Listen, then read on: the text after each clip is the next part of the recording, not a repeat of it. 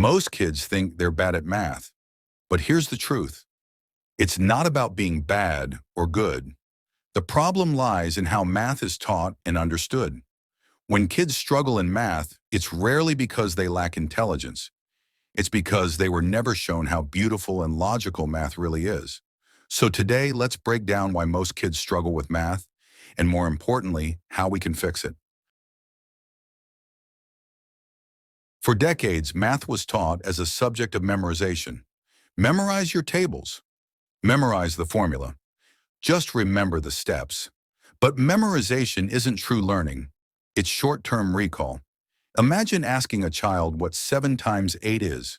They might pause because they're searching through memory, not understanding what multiplication means.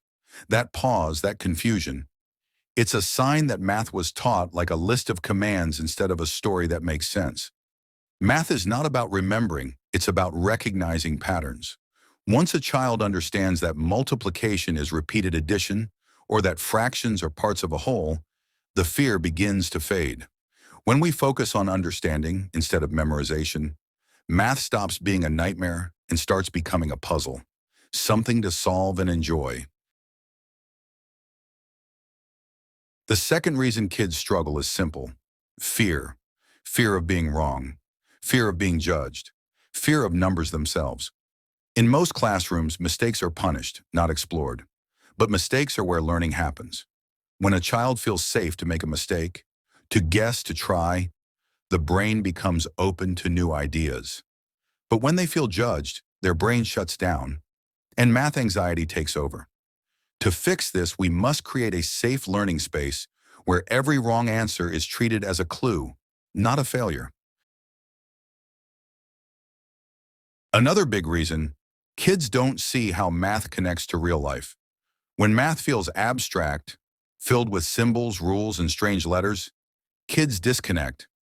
But when we show them that math is everywhere, in games, cooking, sports, and even music, it suddenly becomes meaningful. Fractions make sense when cutting a pizza. Percentages make sense when shopping for discounts. Geometry makes sense when designing a playground. Kids learn best when they see the why behind the numbers. That's how we move from "what's the answer" to "wow, that makes sense." Many children struggle simply because math moves too fast. The curriculum often tries to cover too much, too soon.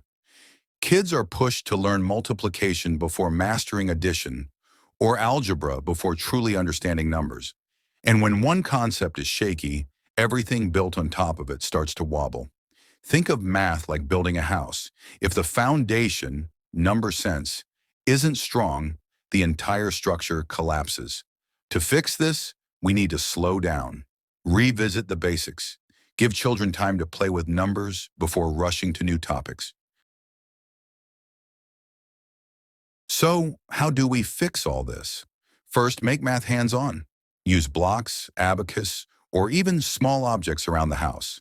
Let kids touch, move, and explore. Second, focus on understanding, not speed. Ask why and how, not just what's the answer. Third, make math visual. Use colors, drawings, or digital manipulatives. Visual thinking builds deep understanding. Fourth, keep it positive. Celebrate effort more than results. And finally, keep it fun. Turn math into challenges, games, and puzzles, not punishments. Every child can become great at math. The goal isn't to be fast, the goal is to understand. Once kids realize that math is just a language of patterns and logic, not a test of intelligence, everything changes. Let's stop teaching kids to fear numbers. Let's teach them to explore, to question, and to see the beauty in math. Because math isn't about numbers, it's about thinking. And every child deserves to learn that way.